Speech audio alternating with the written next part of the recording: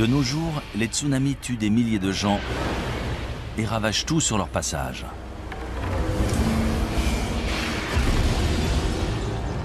Les séismes détruisent des villes entières.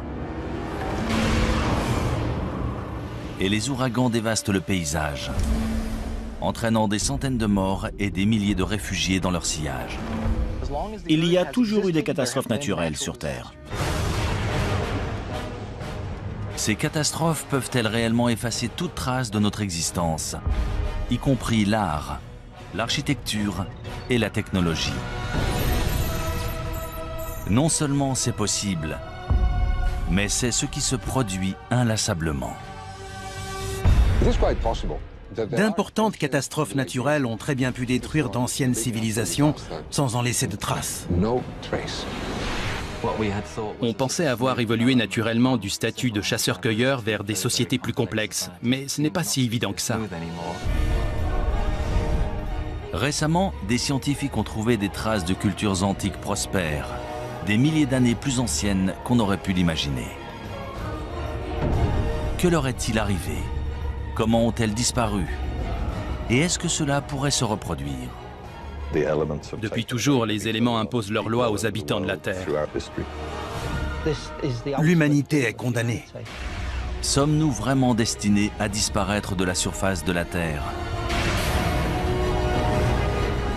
Notre civilisation va-t-elle, elle aussi, disparaître à jamais?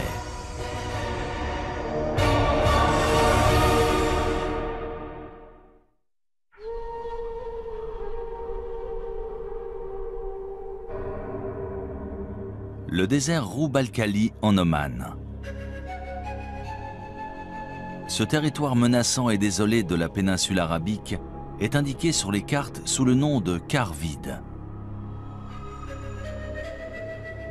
Ses sables mouvants et sa chaleur écrasante sont le repère de solifuges venimeuses, d'échides mortelles et de bandes de bédouins nomades.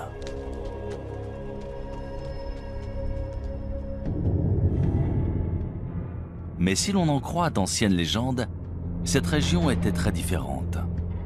C'est ici, il y a environ 5000 ans, qu'existait autrefois un royaume mythique appelé Hiram. Connu pour sa richesse et sa splendeur, Dieu l'aurait détruit pour le punir de sa vilainie et de sa corruption. On en parle dans différentes sourates du Coran. Il est dit que le vent s'est mis à souffler et a détruit la ville parce que ses habitants ne voulaient pas suivre la parole de Dieu. Des prophètes sont venus pour essayer de les changer, de les purifier, mais ils ont refusé. Du coup, la ville et sa civilisation ont été détruites.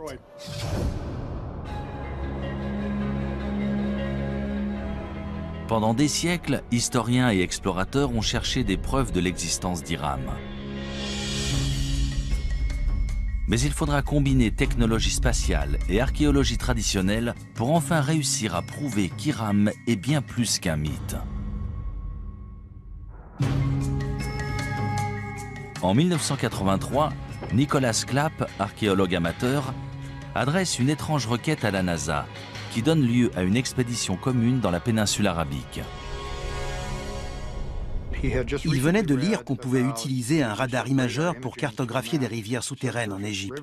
Il se demandait si on pouvait s'en servir pour trouver une cité disparue, en connaissant à peu près sa localisation.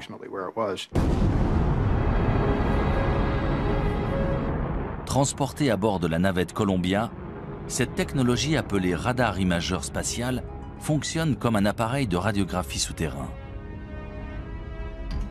On enregistre d'abord des images depuis l'espace, puis on les modifie numériquement pour faire ressortir des détails invisibles à l'œil nu, notamment d'anciens lits de rivières et des routes de caravanes aujourd'hui enfouies sous le sable. Je n'aurais jamais cru qu'on pourrait découvrir depuis l'espace une cité disparue. Mais ils ont persisté et étudié des détails qui semblaient intéressants. Les images satellites ont un gros avantage. Elles permettent d'observer une région entière, de voir les détails dans leur contexte. Voilà une image d'un radar spatial d'une partie du Sahara, le désert au sud-ouest de l'Égypte, aujourd'hui l'un des endroits les plus secs de la planète. Cette large bande, c'est un ancien canal fluvial aussi large que la vallée du Nil. Et à l'intérieur, on peut voir un canal plus petit. Et voilà ce qu'on verrait une fois sur place. Là, on est au milieu de l'un de ces fleuves et on regarde une rive découpée plus haut. Ça a été une sacrée découverte. Dans l'Antiquité, les gens dépendaient de ressources, comme nous. Ils avaient besoin d'eau et de réseaux de transport. On a vu la relation entre ces différents éléments et découvert des pistes dans cette zone. Ça a été un point de départ dans notre recherche d'Iram. Les images satellites de Roub al-Khali montrent aussi d'anciennes routes de caravanes convergeant vers une zone le long de la frontière est du quart vide.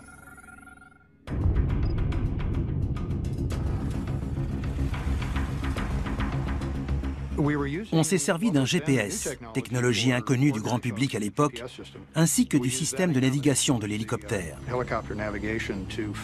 C'est comme ça qu'on a trouvé la route qu'on avait vue sur les images satellites et qu'on l'a suivie dans le désert. C'était vraiment passionnant.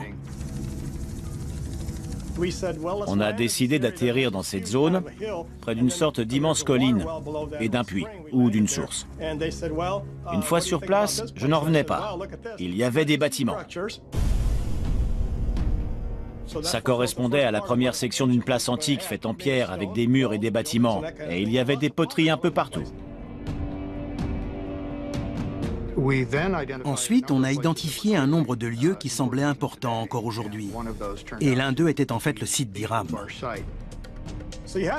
Des centaines de milliers de caravanes constituées de centaines de milliers de chameaux et d'ânes transportaient des marchandises et des tissus depuis et vers la côte, en passant par ce site antique d'Iram.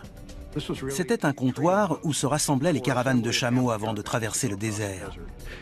Il y avait une forteresse qui servait en fait à protéger la réserve en eau. C'est là qu'on contrôlait les caravanes de chameaux. Si elles voulaient traverser cette zone, il fallait payer une taxe. Après des fouilles plus poussées du site, on découvre les vestiges de 8 tours reliées par des murs de 9 mètres. Cela correspond à la description d'Iram dans le Coran, appelée aussi « cité des nobles piliers ». Mais si cette cité légendaire a bien existé, tous les autres détails à son sujet sont-ils vrais? A-t-elle vraiment disparu après avoir été enfouie sous le sable? Selon les scientifiques et géologues, c'est l'érosion d'un aqueduc sous la cité qui aurait entraîné sa disparition.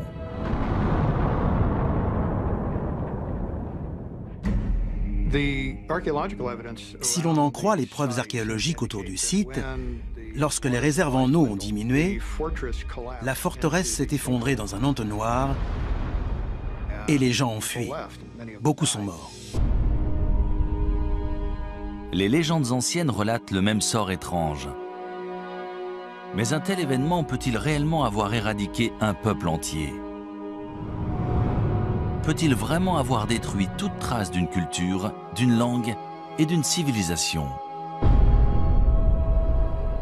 D'après de nombreux archéologues et historiens modernes, de telles conséquences dévastatrices sont tout à fait envisageables. On ne sait déjà presque rien de notre histoire quand on remonte à 3, 4, 5 000 ans en arrière. Alors, si l'on remonte avant la dernière glaciation, voire les deux dernières, tout a changé, y compris les civilisations, les organisations et les communautés humaines. Tout a été perdu. Les premières cultures, en particulier celles qui n'avaient pas l'écriture, ont été en grande partie oubliées. On n'a aucune trace historique et les seules traces qu'on puisse trouver sont archéologiques. Cela sous-entend qu'un archéologue trouve des vestiges de ces civilisations et se base dessus pour reconstruire leur histoire.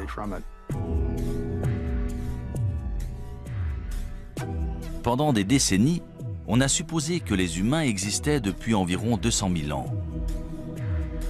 Et que ce qu'on appelle la civilisation était apparu il y a seulement quelques milliers d'années. Mais de nouvelles découvertes remettent constamment en question ce que nous savons réellement de notre histoire.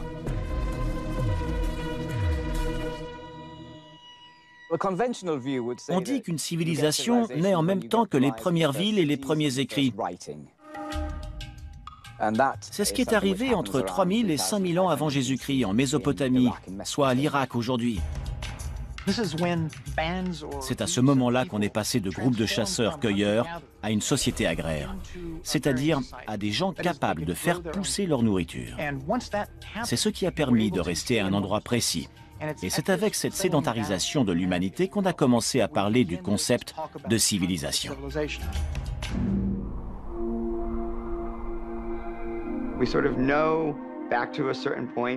On sait à peu près ce qui s'est passé entre aujourd'hui et il y a 10 000 ans. Grâce aux études évolutionnaires, on sait à peu près quand les hommes sont apparus. Mais la période entre l'apparition des hommes et celle des civilisations qu'on connaît est très vaste. C'est excitant de découvrir jusqu'où remonte la civilisation. Si Hiram a vraiment existé, combien d'autres civilisations anciennes sont ensevelies et attendent d'être découvertes? Quand ce sera fait, que trouverons-nous? Des preuves de notre passé antique ou des indices de notre destruction future? Şanlıurfa, est de la Turquie, 1994. Tout en haut d'un versant de colline, dans une région rurale, la charrue d'un fermier kurde s'arrête brusquement lorsqu'il touche une grosse pierre rectangulaire à moitié enfouie. Pendant plusieurs jours, il essaye de déterrer cet objet tenace, jusqu'à ce que se produise l'inattendu.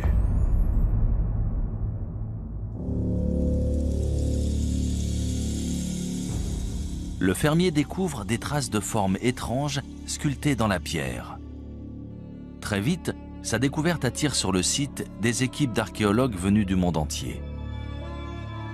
Après des fouilles minutieuses, on découvre une série d'immenses mégalithes présentant des sculptures d'animaux en relief extrêmement bien conservées.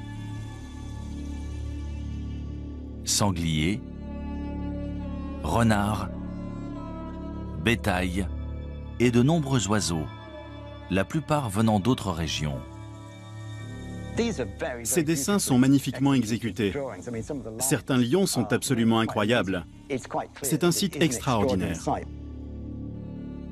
Mais ce n'est pas le plus étonnant. On estime que ce site, connu sous le nom de Göbekli Tepe, ou la colline au nombril, aurait 11 000 ans, soit presque 5 000 ans de plus que tous les autres sites comparables. Göbekli Tepe a tout changé pour les archéologues. Suite à cette découverte, on a dû élargir notre définition du terme civilisation. On a tous été très surpris de découvrir Göbekli Tepe. On n'avait encore jamais vu de site aussi élaboré. C'est une découverte incroyable, surtout pour une période aussi ancienne. Göbekli Tepe est un site remarquable. Ces sculptures datent de 7000 ans avant les grandes pyramides. On se demande souvent comment les Égyptiens ont pu avoir accès à cette technologie et ce savoir-faire à leur époque. Mais maintenant, tout nous apparaît sous un nouveau jour. Göbekli Tepe a été érigé 7000 ans plus tôt.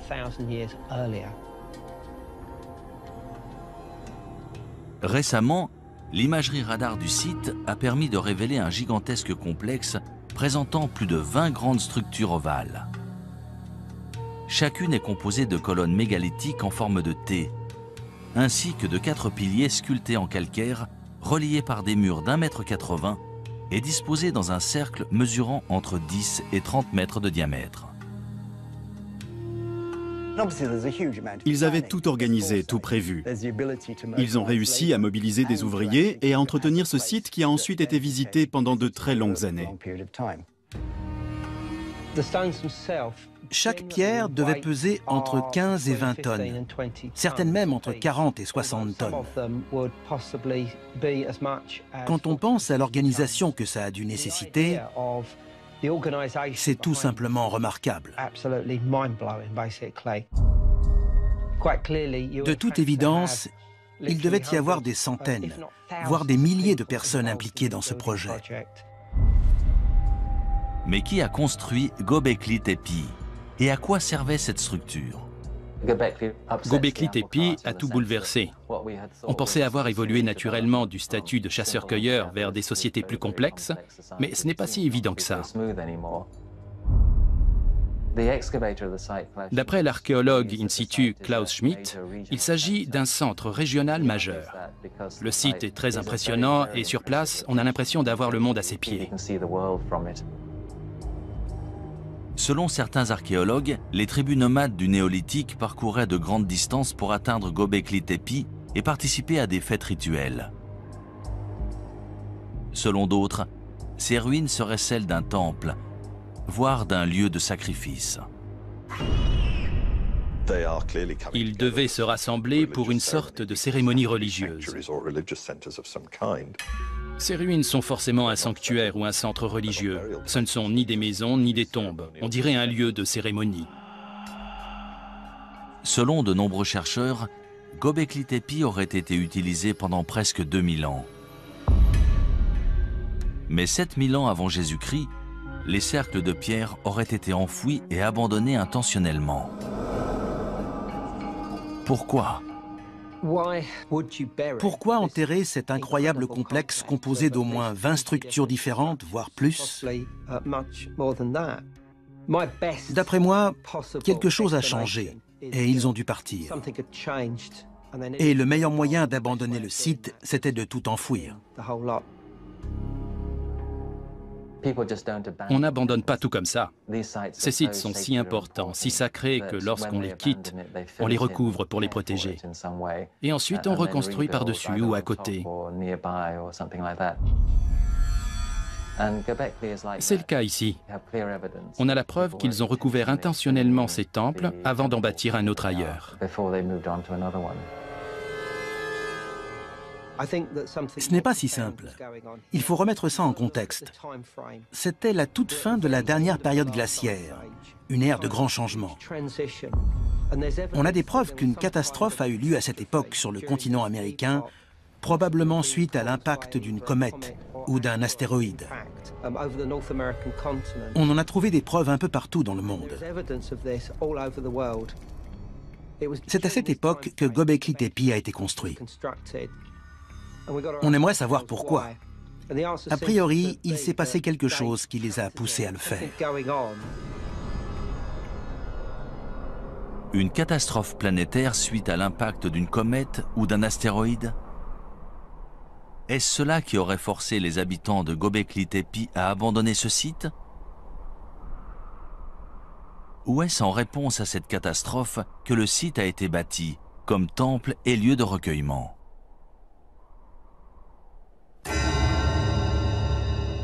Selon certains chercheurs, la réponse se trouve tout près, au mont Ararat. Dans la Bible hébraïque, c'est là que l'arche de Noé aurait échoué une fois les eaux du déluge refluées. En fait, le mont Ararat se trouve à seulement une centaine de kilomètres de Göbekli Tepe. Quand on observe les animaux sculptés à Göbekli Tepe, il est impossible d'expliquer pourquoi certains d'entre eux ont été représentés étant donné qu'on ne les trouve pas dans cette région. Est-ce que certains de ces animaux vivaient dans cette région à l'époque?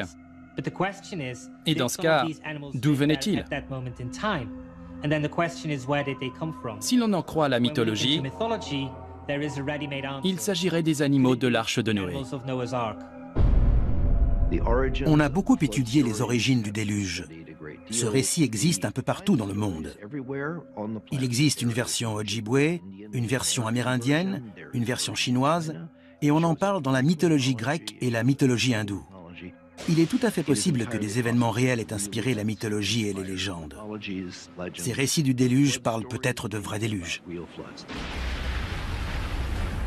Ces mythes et récits narrant un déluge et le sauvetage de nombreux animaux à bord d'une arche sont-ils vraiment inspirés de faits réels? Nous trouverons peut-être une réponse en étudiant d'autres civilisations disparues. Que vont-elles nous révéler du mystérieux passé et du futur incertain de l'humanité?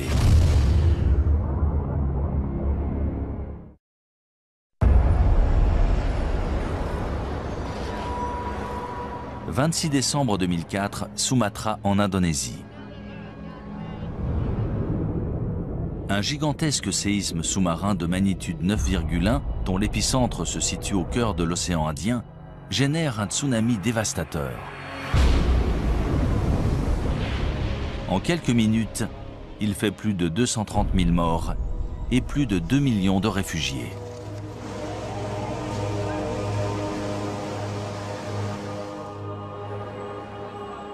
Sept ans plus tard, le 11 mars 2011, un séisme de magnitude 9 fait trembler le nord-est du Japon. C'est le plus puissant séisme qu'ait jamais subi l'île. Quelques minutes plus tard, un tsunami de 9 mètres balaye les terres, emportant des villes entières et environ 23 000 personnes.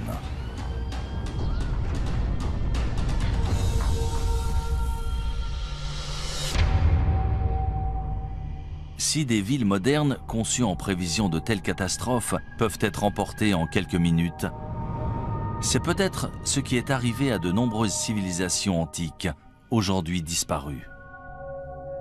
Il y a toujours eu des catastrophes naturelles sur Terre. Tsunamis, séismes, éruptions volcaniques, et cela bien avant qu'il y ait des hommes pour en faire le récit. On sait que les volcans ont fait des ravages parmi les civilisations. Pompéi en est l'exemple parfait. Le Vésuve est entré en éruption et une région entière a été figée dans le temps et détruite. Les cités de Pompéi et Herculanum ont été ensevelies sous les cendres et les pierres volcaniques, mais aussi sous les coulées de lave qui les ont atteintes. Elles ont été préservées, et c'est seulement plus de 1500 ans plus tard qu'on a découvert qu'elles étaient encore là. Malheureusement, face à une catastrophe naturelle de cette ampleur, même une société sophistiquée et à la pointe de la technologie risque soit d'être suspendue et de perdre des décennies de progrès, soit d'être complètement détruite. Héraclion en Crète. En 1894, Sir Arthur Evans, linguiste et archéologue britannique, se rend sur cette île de la mer Égée pour traduire des tablettes en argile récemment découvertes et supposées datées de l'Antiquité grecque. Cependant, ce qu'il découvre surprend les historiens du monde entier. Cette écriture hiéroglyphe n'est pas grecque, mais issue d'une civilisation inconnue datant de 5000 ans avant Jésus-Christ. 3 ans plus tard, Sir Evans mène une expédition et découvre ce qu'on appellera le palais de Knossos.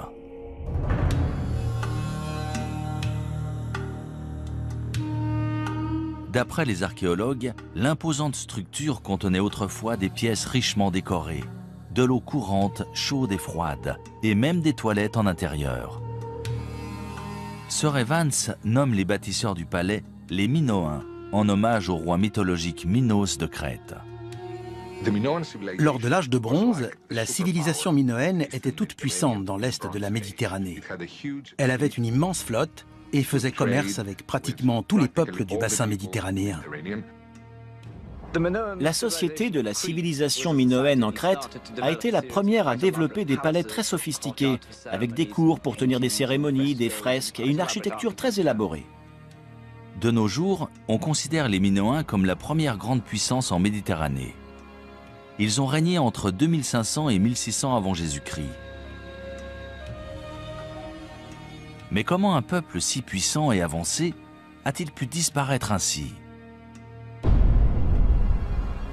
Selon de nombreux chercheurs, on peut trouver la réponse en étudiant l'une des plus importantes éruptions volcaniques de l'histoire de la civilisation, à 110 km au nord de la Crète, sur l'île de Santorin.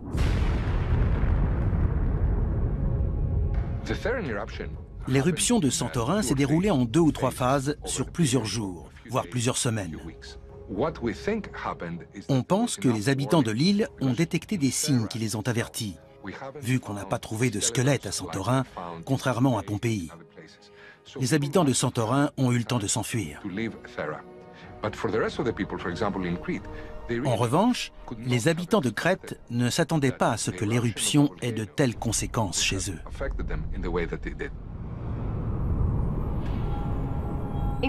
En volcanologie, on parle de différents types d'éruptions volcaniques, de petites éruptions présentant surtout des coulées de lave, aux éruptions pliniennes ou ultrapliniennes si elles sont très importantes. Celle de Santorin était une éruption plinienne, peut-être même ultraplinienne. Elle était très explosive, à tel point qu'elle a détruit une majorité de l'île.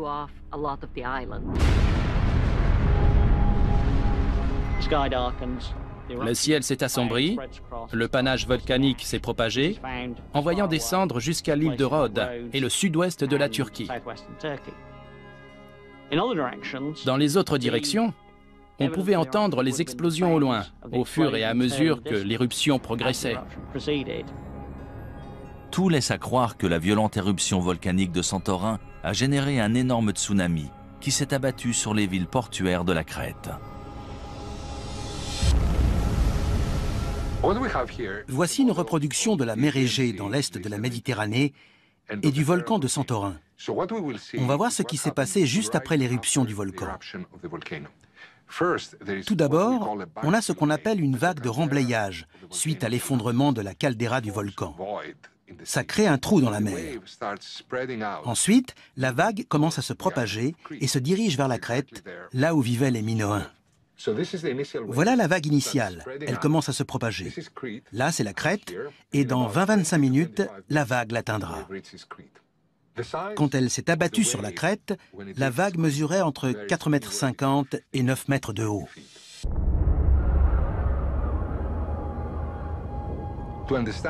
Pour comprendre ce qu'ont vécu les Minoens à l'époque, on peut observer ce qui s'est passé au Japon en mars 2011. C'est un énorme tsunami dont l'impact sur notre société se ressent encore chaque jour. Les Japonais ont réussi à se relever, mais ils n'étaient pas seuls. Le monde entier les a soutenus. Les Minoens, eux, n'avaient personne vers qui se tourner.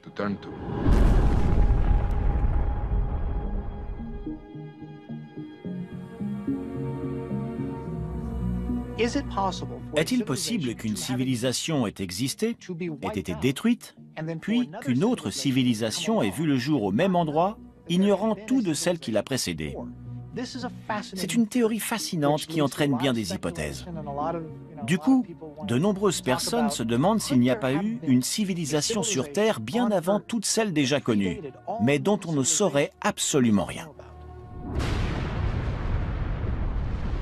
Si un volcan actif peut vraiment détruire toute trace d'une civilisation passée, une activité volcanique similaire pourrait-elle représenter la même menace encore aujourd'hui? C'est ce que croient les volcanologues. Ils s'inquiètent qu'une telle catastrophe puisse menacer la côte est des États-Unis. L'île de La Palma, près de Tenerife dans les Canaries, présente une faille. On pense qu'une grande partie de l'île pourrait s'effondrer dans l'océan et, de ce fait, générer un gigantesque tsunami.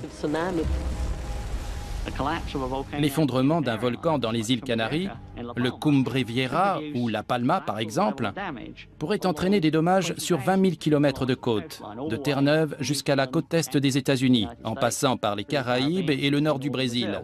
D'après les simulations, lorsque la vague atteindra la côte est des États-Unis, elle fera 10 à 20 mètres de haut. C'est à peu près la taille de la vague qui s'est abattue sur Sumatra après le séisme de 2004 et de celle qui s'est abattue sur le Japon après le séisme de 2011. Une catastrophe naturelle de type éruption volcanique, séisme ou tsunami, peut-elle réellement détruire toute trace d'une civilisation? Au point de bouleverser l'histoire de l'humanité pour les siècles à venir. La réponse se trouve peut-être dans un ancien cimetière rempli d'or. dans une ville côtière sur la mer Noire.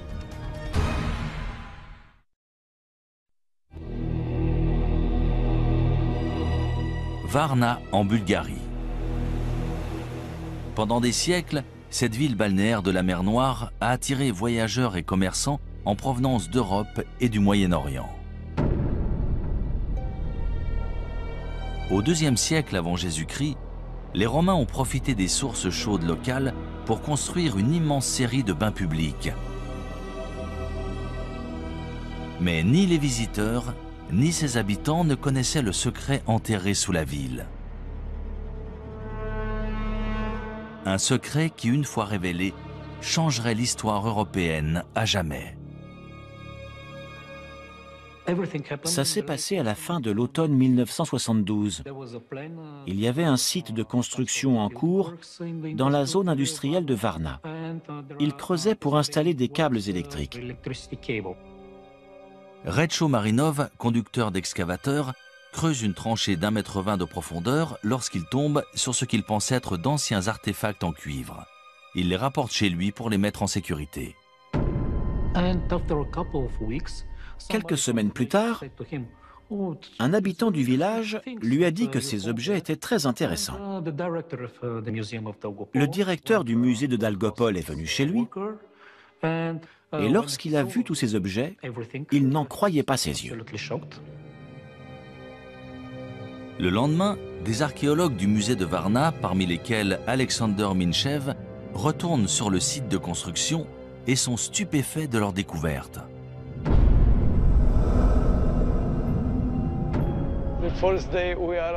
Lorsqu'on est arrivé sur le site, on a vu plusieurs pièces d'or sur la route, écrasées par des semelles de chaussures. Les ouvriers de l'usine passaient plusieurs fois par jour, sans le savoir, près de ces kilogrammes d'or. Personne n'aurait cru que de tels trésors étaient cachés sous un champ, dans une zone pareille. Après des fouilles plus poussées, on découvre que ce terrain non exploité est en fait le site d'un cimetière oublié. Il contient plus de 300 tombes datant d'environ 4500 ans avant Jésus-Christ, selon les archéologues. En plus des ossements d'anciens résidents de Varna, ils découvrent des preuves troublantes d'une ancienne civilisation avancée et florissante.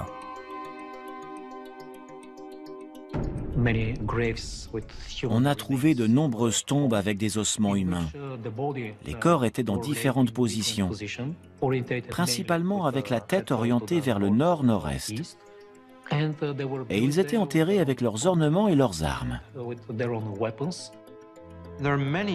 Il existe un tas de ces objets extraordinaires, mais les trouver tous ensemble, dans un seul cimetière, c'est la preuve qu'il s'est passé quelque chose de très important dans la région de Varna.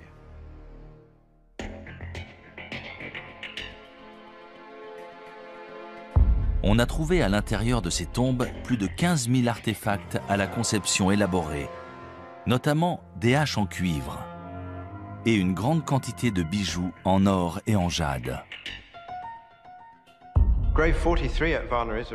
La tombe 43 de Varna est très spéciale.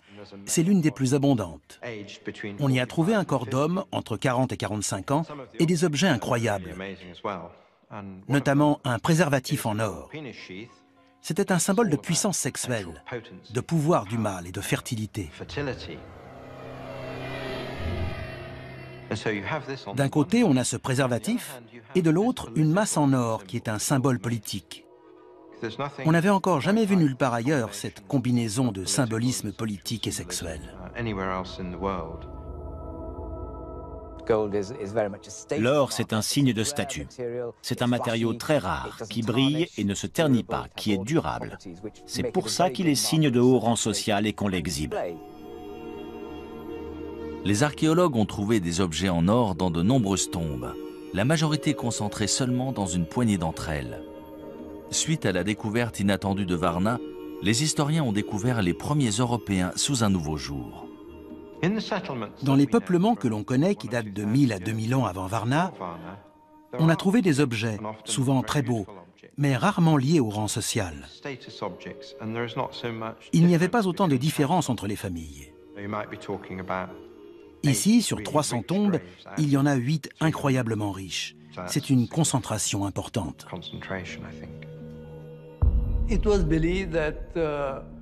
On suppose que pendant l'ère préhistorique, tous les hommes étaient égaux.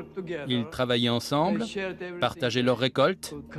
Il n'y avait aucune différence, ni d'ordre social, ni autre.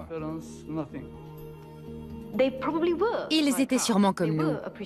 Ils aimaient l'or et les bijoux, et ils se servaient d'outils. Ils n'étaient pas différents de nous. Eux, c'est nous. Varna aurait servi de pôle aux commerçants préhistoriques qui transportaient des armes en cuivre vers des régions aussi éloignées que la France et l'Espagne. Presque 1500 ans avant la naissance de pôles de commerce similaires en Mésopotamie.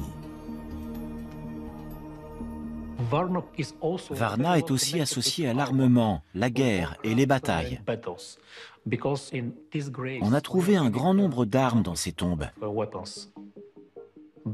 Haches de guerre, fer de lance, tête de flèche.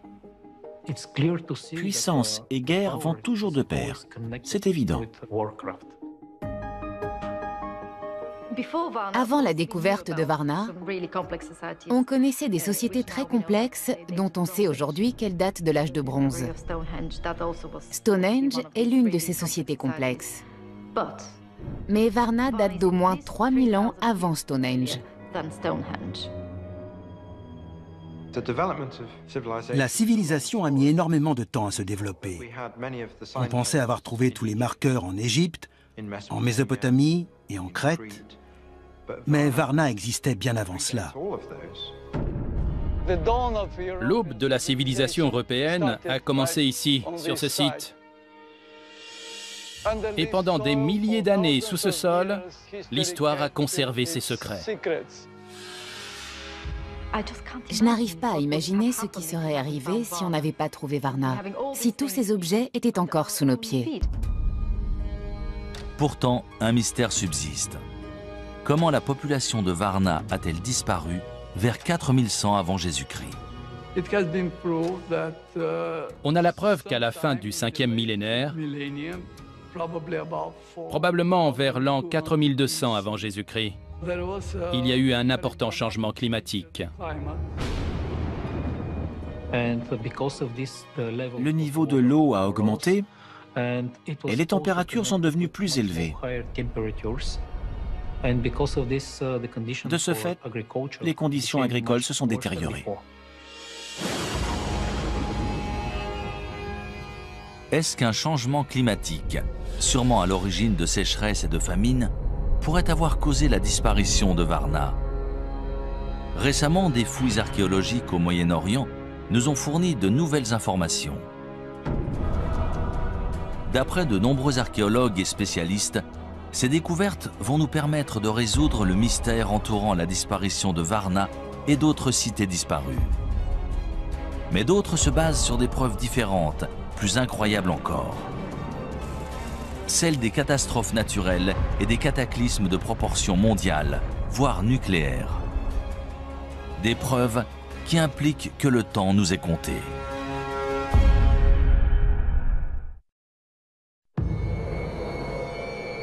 À Moukhar, nord-est de la Syrie, à 13 km au nord de la frontière irakienne. Au début de l'année 2000, une équipe d'archéologues de l'Institut oriental de Chicago fait une étonnante annonce. Ils ont découvert les ruines d'une civilisation inconnue datant de plus de 6000 ans. Les fouilles ont révélé une cité autrefois florissante appelée Amoukhar, remplie de ce qui semble être des maisons luxueuses, des boutiques prospères et des bâtiments officiels. C'est un site énorme, d'environ 1 km², qui a la capacité d'accueillir entre 10 000 et 20 000 personnes, l'équivalent d'une grande ville. C'était une cité florissante, il devait avoir l'écriture. On n'a pu déterrer qu'une infime partie des bâtiments publics, mais ils étaient entourés d'un vaste mur et de grandes portes. On doit encore mettre à jour certains éléments de cette civilisation toujours enfouie sous un village moderne. Grâce à la découverte d'Amukar, on s'est rendu compte que notre notion d'une cité, c'est-à-dire des divisions du travail avec des lois, un système légal, des structures gouvernementales et une expression artistique, existait peut-être bien avant qu'on ne le croyait. La découverte inattendue d'Amukar a chamboulé ce que les spécialistes avaient établi. Pour eux, la première cité antique était apparue dans le sud de la Mésopotamie, à 650 km à l'est dans l'Irak actuel. Mais si Amukar était bien une vaste cité prospère, pourquoi a-t-elle disparu si soudainement? Vers 3500 avant Jésus-Christ, il y a eu un drame. De toute évidence, ils ont été attaqués. Pendant cette attaque, le peuple d'Amukar a été vaincu. La cité a été détruite et ils n'ont jamais pu reconstruire plus qu'un petit village. La cité ne s'est jamais remise de cette attaque.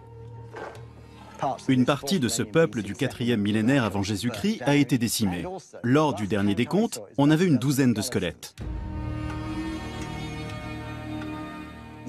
Mais d'après ce que je sais, certains corps n'ont pas été enterrés dans les règles.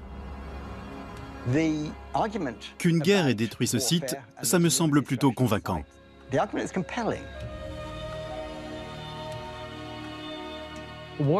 Au moment de la destruction d'Amukar, on se battait la plupart du temps à main nue. Mais on a des preuves que les habitants d'Amukar utilisaient des balles.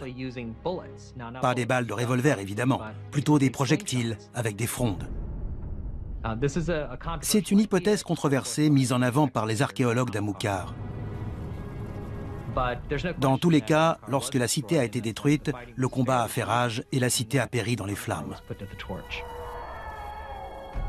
C'est intéressant, car on sait depuis longtemps qu'à cette époque, d'autres cités se développaient dans le sud, comme Uruk par exemple.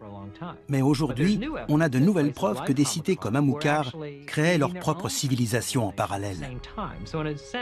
Avec une telle dynamique nord contre sud, la destruction d'Amukar a pu sonner le glas de ces peuples du nord qui essayaient de créer leur propre mode de vie. Ils ont fini par être vaincus par les peuples du sud, ce qui a bouleversé le cours de l'histoire. À des centaines de kilomètres à l'ouest d'Amukar se trouvent les ruines d'un autre peuplement antique, Caramel. En 2007, des archéologues qui déterraient des tombes anciennes in situ ont découvert les fondements de 5 larges tours en pierre de 4,50 m de diamètre et d'environ 6 mètres de haut chacune. Elles auraient au moins 10 000 ans. Ces ruines sont situées dans le nord de la Syrie, pas très loin de Göbekli Tepe. De toute évidence, il s'agit de la même culture.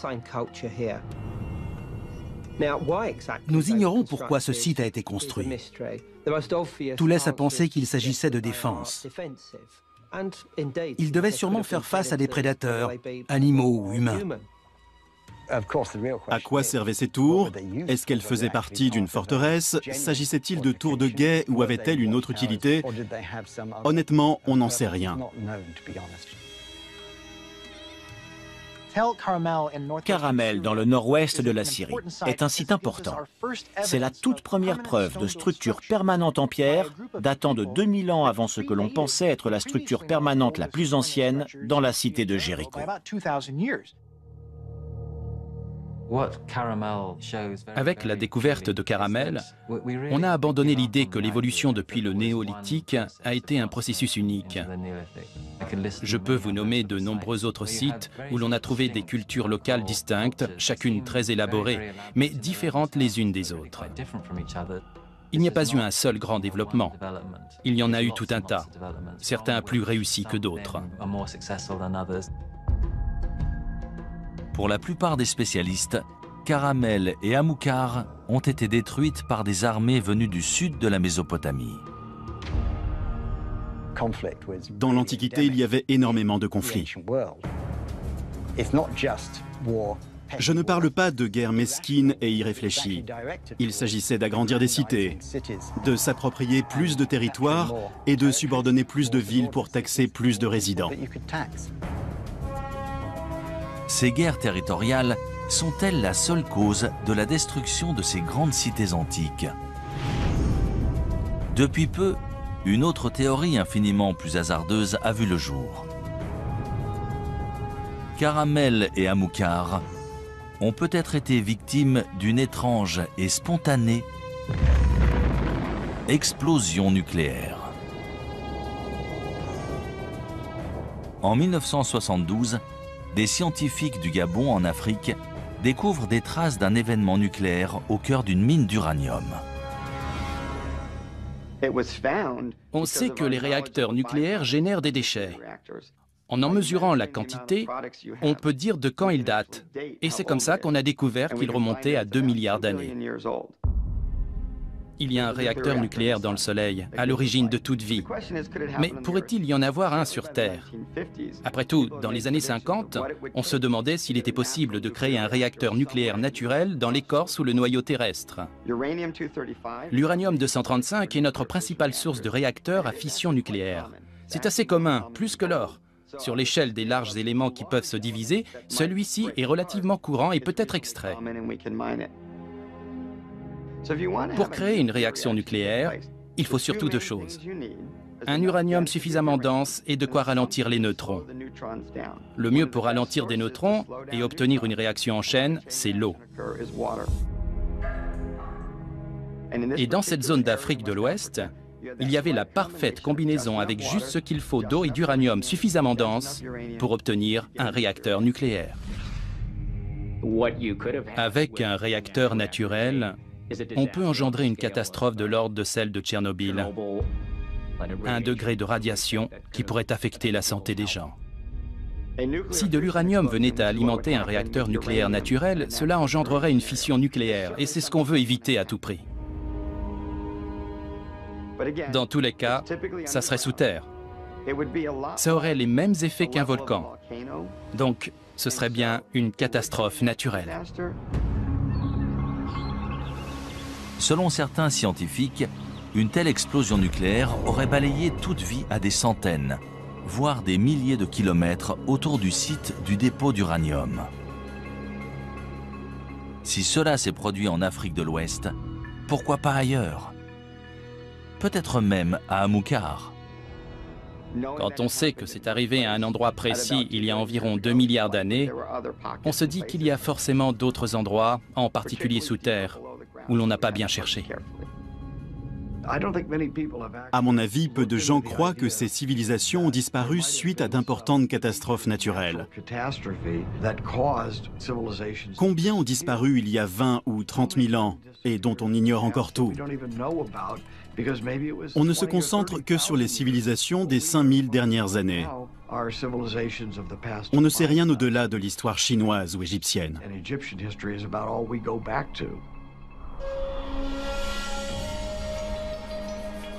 Ces civilisations préhistoriques ont-elles vraiment été anéanties par des explosions naturelles issues des profondeurs de la Terre? Ou est-il possible que ces cités antiques aient été détruites depuis beaucoup plus loin?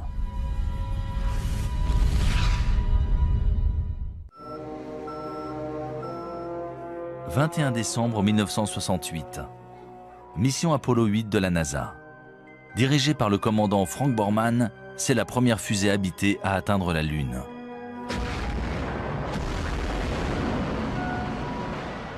Après avoir tourné 10 fois en orbite autour de la Lune, les astronautes capturent parmi les plus belles images de sa surface. Sur ces photographies, on voit la Lune jalonnée de milliers de larges cratères. Certains y voient la preuve qu'elle a été le site d'une activité volcanique virulente. Mais d'après des preuves récentes, ces nombreux cratères seraient le résultat d'un incident plus sérieux. D'énormes impacts d'astéroïdes. Des astéroïdes qui ont peut-être aussi bombardé la Terre.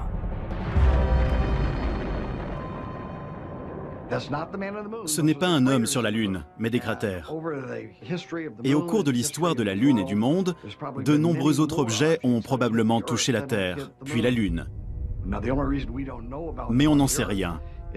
La végétation et l'environnement ayant tout recouvert, au point qu'ils sont devenus presque indétectables. La plus grande catastrophe naturelle qui pourrait se produire et tous nous anéantir, ce serait l'impact d'un bolide, une météorite qui tomberait sur Terre. On sait que c'est une météorite qui est à l'origine de la disparition des dinosaures.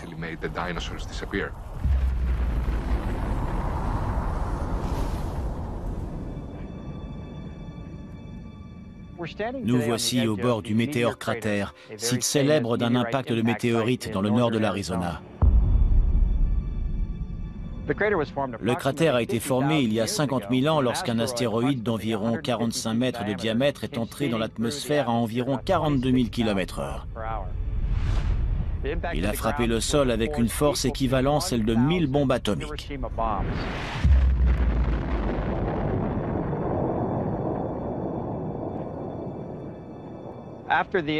Aujourd'hui, le cratère fait environ 1250 mètres de diamètre, 4 km de circonférence et environ 168 mètres de profondeur.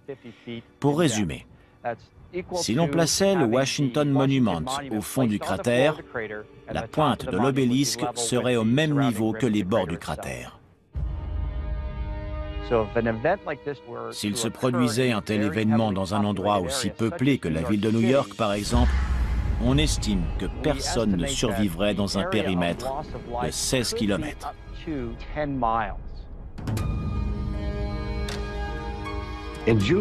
En juin 2002, il s'est produit un événement qui aurait dû tirer la sonnette d'alarme.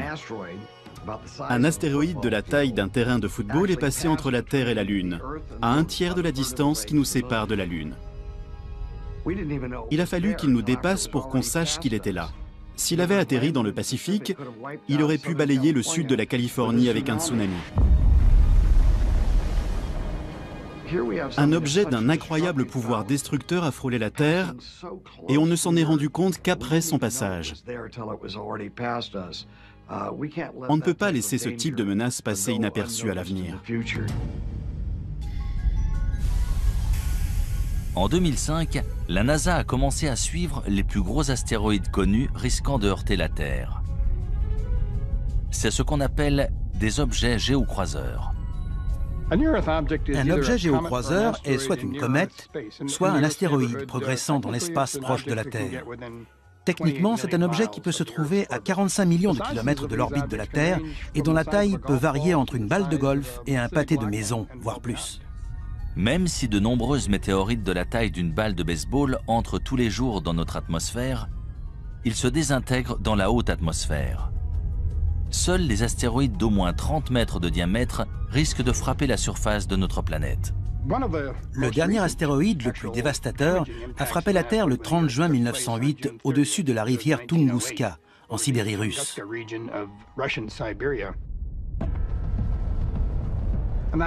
Un objet mesurant entre 30 et 40 mètres est entré dans notre atmosphère. La pression exercée à l'avant de ce petit astéroïde était plus importante que celle exercée à l'arrière. Du coup, il s'est aplati et a explosé à environ 6,5 km au-dessus de la surface de la Terre.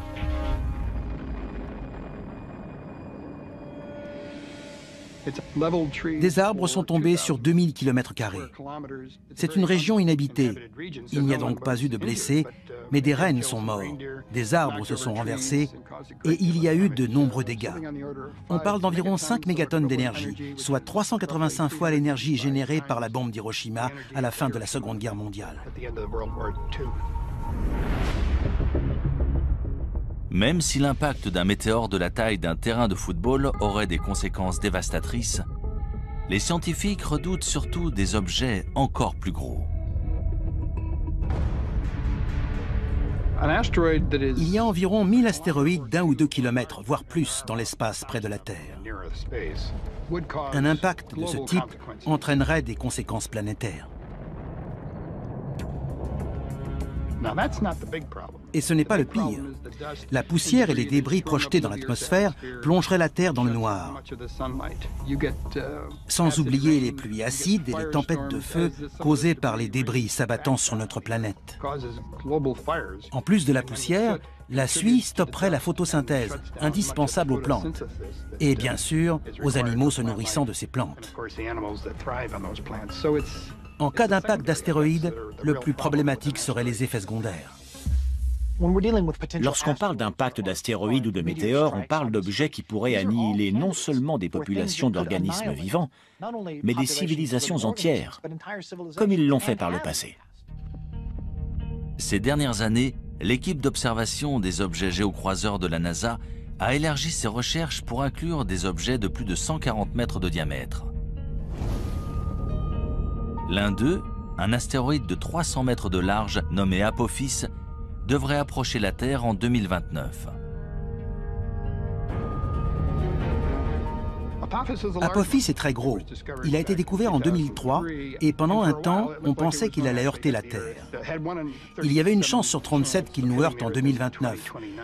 Mais grâce à des observations poussées, on a exclu un impact en 2029. Malgré tout, il passera tout près. Il sera visible à l'œil nu depuis l'Europe. Vous devriez voir un astéroïde passer près de la Terre sans la heurter. Même si les scientifiques ont calculé la trajectoire d'Apophis, ils ne peuvent prévoir comment cet énorme astéroïde réagira face à d'autres facteurs, notamment la pesanteur de la Terre. Le plus inquiétant, c'est qu'une fois passé, il repassera 7 ans plus tard. Et l'on ignore si la pesanteur de la Terre aura modifié sa trajectoire.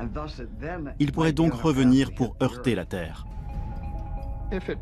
S'il passe à travers un trou de serrure de 600 mètres au moment de son approche en 2029, il repassera et heurtera la Terre en 2036.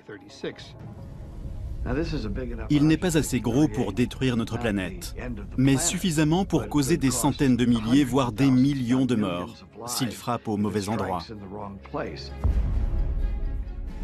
Malheureusement, d'après les scientifiques, il ne s'agit plus d'une hypothèse. Un jour ou l'autre, un énorme astéroïde heurtera la Terre. Lorsque cela se produira, est-ce que toutes les traces de notre civilisation disparaîtront? Un astéroïde, un énorme rocher venu de l'espace, a-t-il dévasté l'écosystème au point qu'il n'en reste rien? Il est possible de balayer une espèce entière et toute trace de ce qui existe. Cela pourrait-il expliquer pourquoi d'autres civilisations anciennes ont été détruites et pratiquement oubliées?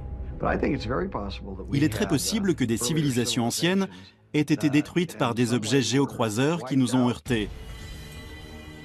Objets qui ont complètement transformé la nature de la planète. Je sais que beaucoup de gens nous prennent pour des fous qui pensent que le ciel va leur tomber sur la tête. Non, le ciel ne va pas nous tomber sur la tête. Mais il y a bien quelque chose là-haut qui se dirige vers nous.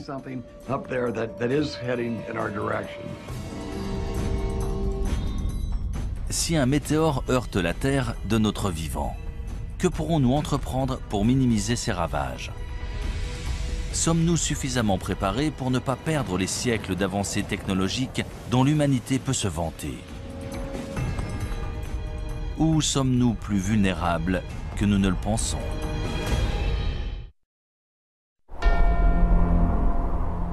Le Kilimandjaro en Tanzanie. En l'an 2000, le paléoclimatologue Lonnie Thompson et son équipe de chercheurs ont foré au cœur d'un glacier recouvrant le pic de la montagne. Ils ont recueilli des échantillons de carottes de glace, preuve des conditions et changements climatiques non seulement depuis 20 à 30 ans, mais depuis des dizaines de milliers d'années. Une carotte est une colonne de glace. On en recueille plusieurs à la surface pour retracer l'histoire du climat et de l'environnement dans différentes parties du monde. Ces carottes ont des couches bien distinctes et en mesurant l'épaisseur de ces couches, on peut calculer l'évolution des précipitations dans le temps.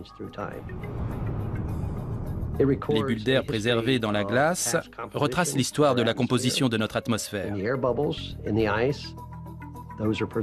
Là, on peut remonter jusqu'à 800 000 ans en arrière, en étudiant notamment le dioxyde de carbone, le méthane et le protoxyde d'azote. On peut même observer des micro-organismes pris dans la glace. D'ailleurs, on a ressuscité des organismes qui étaient dans la glace depuis plus de 50 000 ans. Tout ce qui est dans l'air est archivé dans la glace. On assiste à des périodes de calme, puis à des périodes où se produisent des cataclysmes. C'est ça la vie sur Terre, on passe de l'un à l'autre.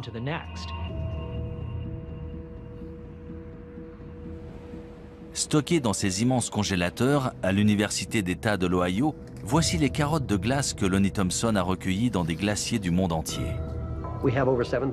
On en a recueilli plus de 7000 mètres. C'est la seule collection tropicale de carottes de glace au monde. Certaines viennent du Kilimandjaro et d'autres de l'archipel François-Joseph à l'extrême nord de la Russie. On a toute une collection provenant de l'Himalaya et du Tibet. La plus ancienne carotte jamais forée dans une région montagneuse vient de l'ouest de la Chine et date d'il y a plus de 750 000 ans. Les carottes de glace sur ce rayonnage proviennent du plateau de Bruce, dans la péninsule antarctique. Elles ont été forées cette année et seront découpées et étudiées dans le laboratoire. D'après une étude récente de ces échantillons, un événement climatique radical s'est produit sur Terre il y a environ 5200 ans.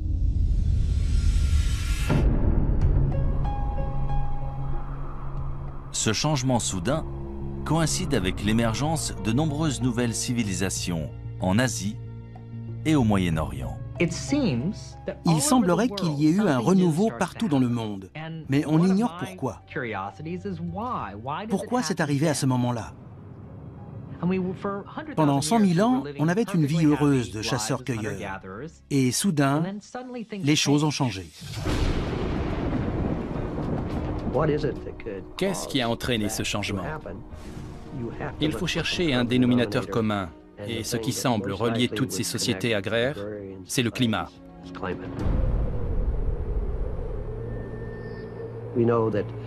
On sait qu'à cette époque, le désert du Sahara s'est asséché. Il y a 4 ou 5 000 ans, il y avait des lacs et des gens vivaient dans ce désert. On a retrouvé des fresques sur des rochers. Si l'on en croit ces nombreuses preuves, il s'est produit un événement dramatique à cette époque. Si une catastrophe mondiale s'est bien produite, quelle en a été l'origine? Une sécheresse planétaire? Un météore qui aurait heurté la Terre et déposé suffisamment de poussière pour nous plonger dans le noir? Ou s'agirait-il d'une éruption volcanique? Les éruptions volcaniques sont essentielles pour une planète. C'est comme ça qu'elle perd sa chaleur primordiale. Ça fait des milliards d'années qu'il y a des éruptions volcaniques sur Terre. L'existence des hommes ne représente qu'une fraction de ce temps. Il y avait des éruptions volcaniques bien avant eux, et il y en aura bien après eux. Sans elles, la Terre ne serait pas ce qu'elle est aujourd'hui. On compte de nombreux volcans actifs à travers le monde, la plupart trop petits pour détruire la Terre à l'échelle mondiale. C'est sans compter sur un supervolcan. Il y a des volcans qu'on considère comme normaux. Ils rejettent une certaine quantité de lave et d'énergie et génèrent une explosion d'une certaine taille. Si la lave et les gaz d'un volcan sont particulièrement bien enfermés, la pression sera d'autant plus forte et l'explosion d'autant plus massive. Et c'est ce qu'on appelle un supervolcan. Certains volcans génèrent des éruptions très importantes. En général, ce sont les volcans autour de la ceinture de feu, ceux qui présentent des caldeiras, notamment en Nouvelle-Zélande, en Papouasie-Nouvelle-Guinée ou même en Alaska. Les scientifiques ont identifié au moins 7 supervolcans dans le monde. Le plus grand se trouve sous le parc national de Yellowstone dans le Wyoming. Si l'on en croit la géophysique, à Yellowstone et dans certains autres endroits sur Terre, il y a une concentration de chaleur en profondeur, ce qui entraîne une fonte partielle de la roche dans ces régions. Et de ce fait, de temps à autre, cela peut provoquer une gigantesque éruption.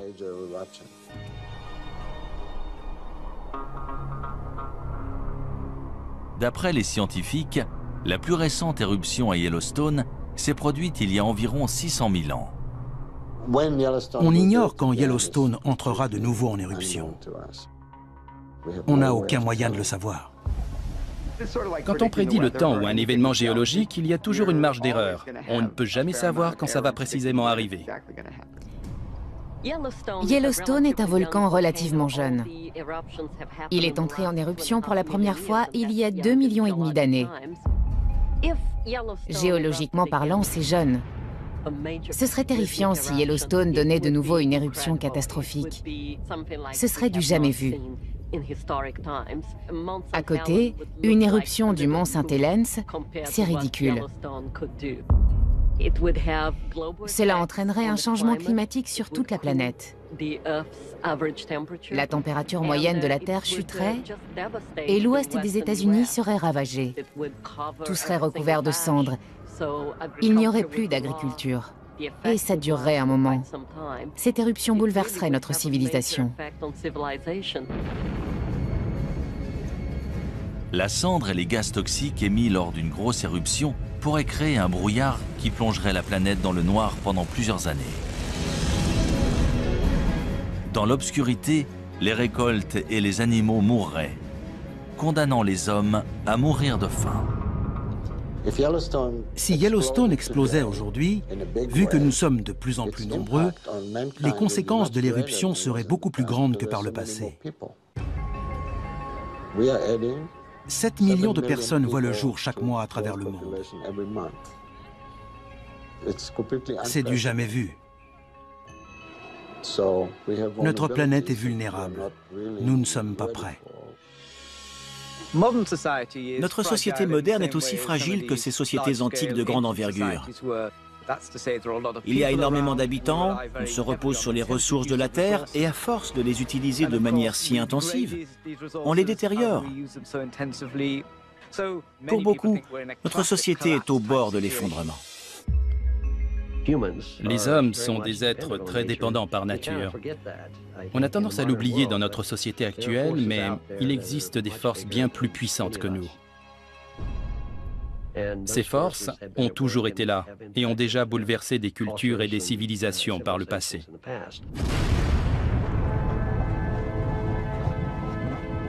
Ce genre de catastrophe planétaire semble tout droit sorti d'un film de science-fiction. Pourtant, de nombreux gouvernements et entreprises se préparent à un tel événement. Malheureusement, une question subsiste. Leur plan fonctionnera-t-il ?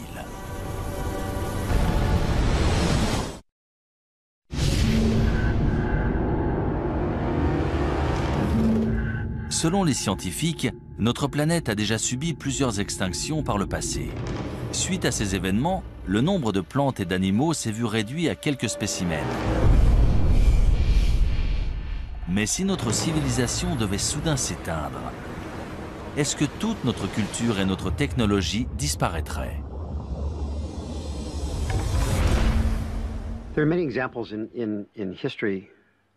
Ce ne serait pas la première fois qu'un peuple perd ses technologies et son savoir-faire. Bien sûr, l'exemple le plus célèbre est celui de la bibliothèque d'Alexandrie en Égypte. Lorsque cette bibliothèque a été détruite au 1er siècle de notre ère, toutes ces incroyables connaissances accumulées dans l'Antiquité ont été perdues. Et il ne s'agissait pas uniquement des connaissances des Égyptiens, tout le monde classique a été touché. Que devient une civilisation si ses connaissances collectives disparaissent? On ne saura jamais ce que notre civilisation aurait pu être si la bibliothèque d'Alexandrie n'avait pas été détruite. Les Égyptiens avaient un savoir incroyable, en particulier dans le domaine médical, et nous l'avons perdu. Est-ce qu'on en a recouvré ou redécouvert la majorité? Sûrement. Mais notre société serait-elle encore plus avancée si nous n'avions pas perdu ces connaissances, si nous n'avions pas dû attendre de les redécouvrir? Bien sûr, il est possible que certaines idées et connaissances de ces sociétés antiques aient été perdues pour toujours. On ne le saura jamais vu qu'on n'a aucun moyen d'en être sûr. Contrairement à l'Antiquité où bon nombre d'informations étaient gravées dans la pierre, aujourd'hui, on enregistre nos données et nos archives dans des puces mémoire en silicone. Si elles venaient à disparaître, dans des dizaines de milliers d'années, les gens auraient bien du mal à reconstruire nos vies et à se faire une idée de la façon dont on vivait. Paradoxalement, l'art rupestre préhistorique a probablement plus de chances de survivre que notre technologie moderne. Hutchinson, Kansas. À 200 mètres sous la ville se trouve un immense centre de stockage, aussi long que 35 terrains de football. En 1959, on a ouvert à l'intérieur d'une mine de sel la chambre souterraine d'Hutchinson pour protéger d'importants documents et biens du gouvernement pendant la guerre froide. Aussi appelée stockage éternel, c'est probablement la plus grande capsule témoin du monde. Une cave ou un sous-sol n'est pas toujours le meilleur endroit pour conserver des objets de valeur, mais il y a des avantages.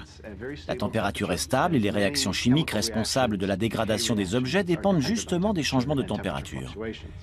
L'humidité joue aussi un rôle important. 1 degré d'humidité stable, ni trop élevé ni trop bas, c'est idéal pour la conservation. C'est l'une des raisons pour laquelle les musées ont toujours une température et 1 degré d'humidité stable. Et un moyen simple d'y parvenir, sans utiliser trop d'énergie, c'est de s'enfoncer sous terre. Dans cette mine, en plus, le sel absorbe naturellement l'humidité. Prenons le cuir qui a servi à rédiger les manuscrits de la mer Morte. Il a été lavé dans cette mer salée et le sel a agi comme un conservateur naturel, empêchant les microbes d'abîmer le cuir. C'est pour ça qu'ils sont encore en si bon état aujourd'hui. Parmi les objets précieux et rares stockés ici, les copies originales de nombreux films et programmes télé populaires, ainsi que des photographies et documents historiques importants. Grâce à une température constante de 20 degrés Celsius, cette chambre souterraine offre des conditions de préservation presque parfaites. Quelle que soit la civilisation, y compris la nôtre, quand on veut conserver un objet, il faut le mettre dans une chambre forte ou une grotte pour qu'il ne soit pas exposé aux éléments. Il existe dans tout le sud de l'Europe des grottes abritant des dessins et peintures extrêmement bien conservés. La plus ancienne et élaborée de toutes a été découverte en 1994 dans la vallée de l'Ardèche en France. D'après les scientifiques, les œuvres à l'intérieur de la grotte Chauvet datent de 30 000 ans avant Jésus-Christ. C'est l'une des plus belles grottes ornées de la période glaciaire. C'est impressionnant. On n'en avait encore jamais vu de cette taille dans cette région. Elle est d'une incroyable richesse. Il y a environ 400 peintures et gravures d'animaux, de magnifiques représentations de chevaux, de rhinocéros, d'ours, une grande variété d'images.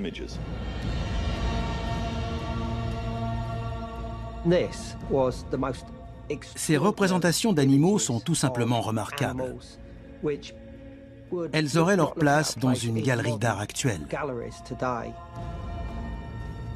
La datation et la qualité des peintures de la grotte Chauvet ont remis en question tout ce qu'on savait ou pensait savoir sur l'existence de l'homme sur Terre.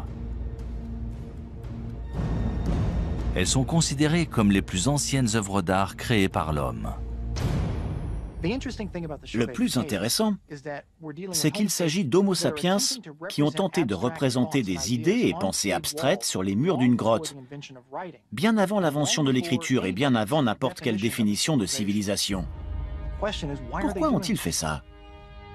Ces artistes antiques ont-ils créé leur art sur des murs de pierre au cœur des grottes pour le protéger des générations futures? Dans 30 000 ans, les seules traces de notre existence seront-elles stockées en sécurité sous la terre? Tout ce qu'on sculpte dans la pierre, au bon endroit, peut potentiellement être conservé des milliers, voire des millions d'années, en particulier si ça se trouve sous la terre.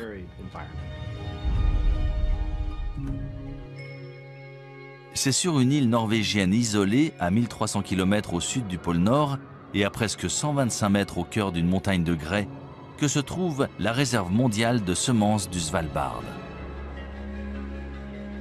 Il s'agit d'une mesure de protection en cas de perte accidentelle de la grande variété de plantes et de récoltes alimentaires sur Terre.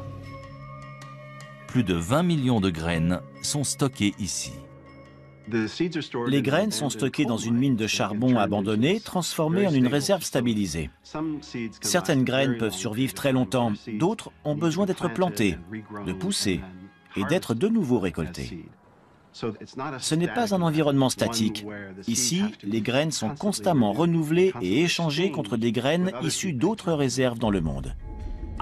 Cette réserve de graines a été conçue spécialement au cas où notre civilisation serait détruite.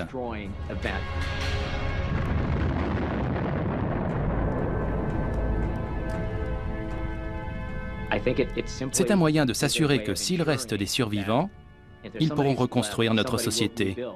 Et ils y arriveront d'autant mieux avec ces graines.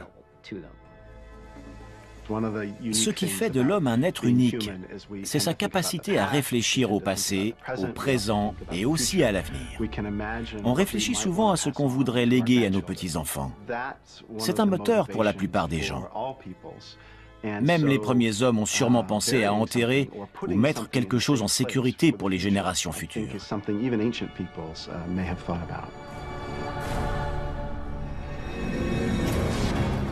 Si des civilisations anciennes ont délibérément conservé des preuves de leurs connaissances et technologies avancées dans des grottes ou structures souterraines, ces trésors cachés pourront-ils nous aider à savoir qui nous sommes et d'où nous venons?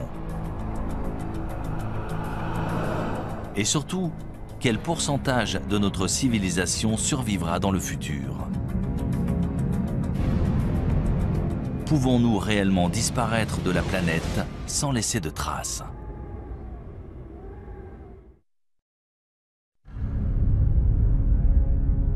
D'après les scientifiques, la planète Terre s'est formée il y a environ 4,5 milliards d'années.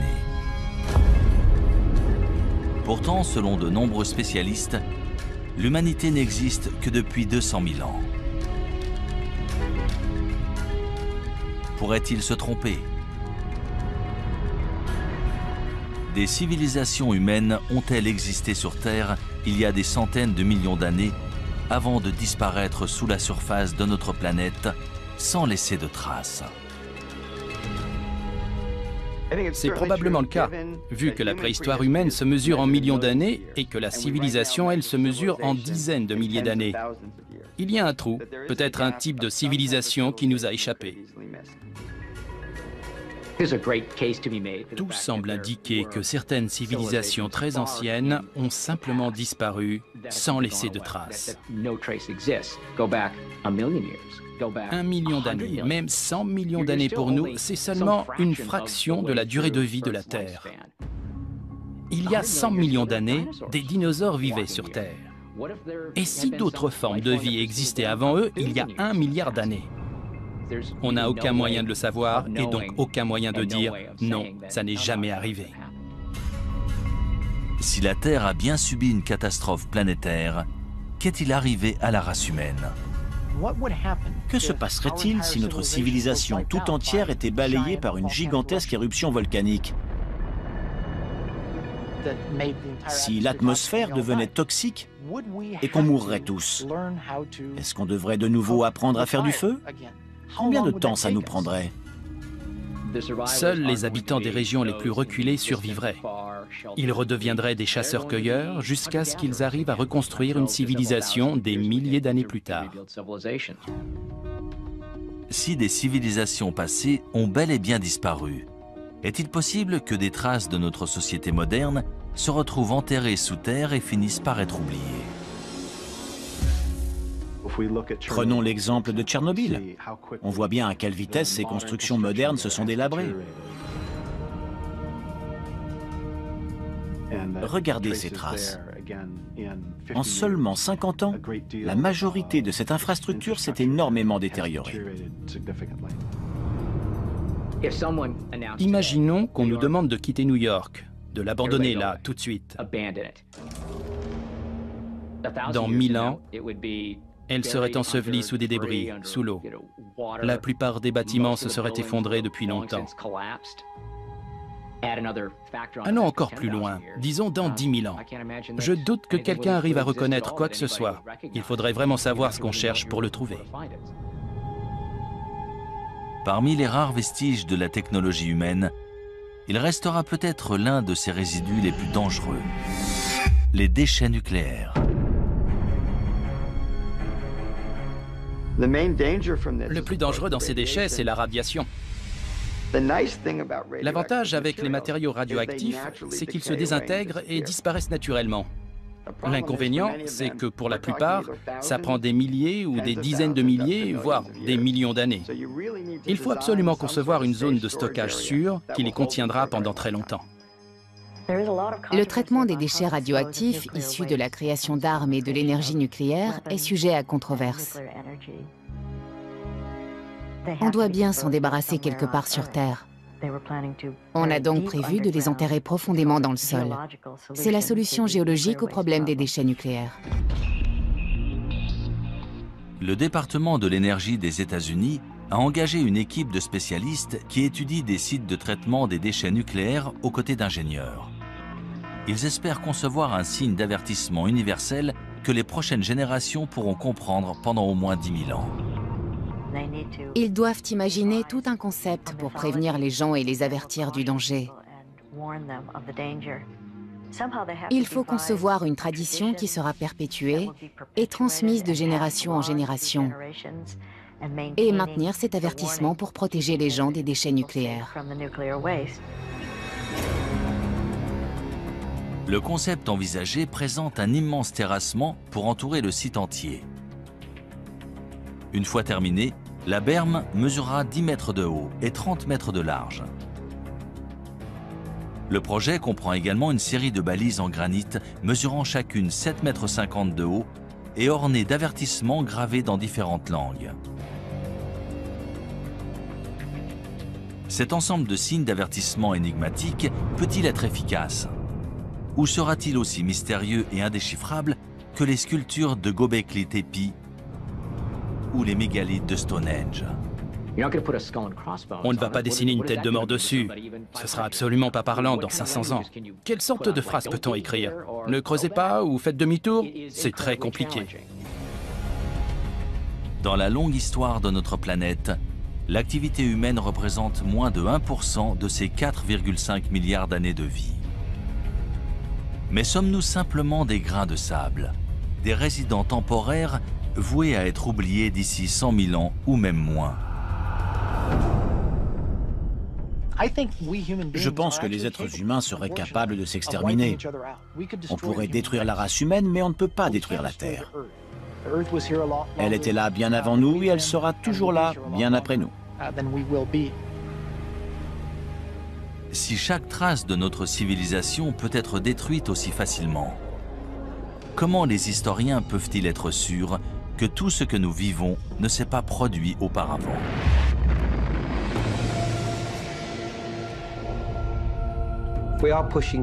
Plus ça va, plus on remonte loin dans l'histoire. À mon avis, on va finir par découvrir des vestiges qui nous feront réaliser que les civilisations ont bel et bien existé bien plus tôt qu'on ne le pense. Des vestiges qu'on ne voit pas pour l'instant. Plus ça va et plus on repousse la date d'origine, qu'il s'agisse d'objets, des poteries par exemple, ou de la sédentarisation et l'usage du feu. Il ne faut jamais fixer une date et dire que ça n'existait pas avant. On finit toujours par trouver des preuves du contraire. Les civilisations ont sûrement évolué plus d'une fois. Elles ont été détruites par un événement, puis sont réapparues, et ça, c'est une leçon pour nous aujourd'hui. N'importe quel spécialiste vous le dira. Plus on a d'informations, plus on se rend compte qu'on ne sait rien de notre monde.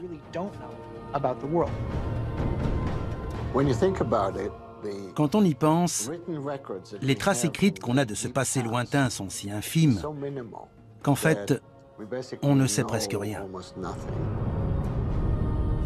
L'histoire de l'humanité est-elle si mystérieuse? Ou reste-t-il des indices cachés attendant d'être découverts? Quand nous les trouverons, écouterons-nous leur avertissement? Et si nous n'en tenons pas compte, deviendrons-nous une autre civilisation disparue?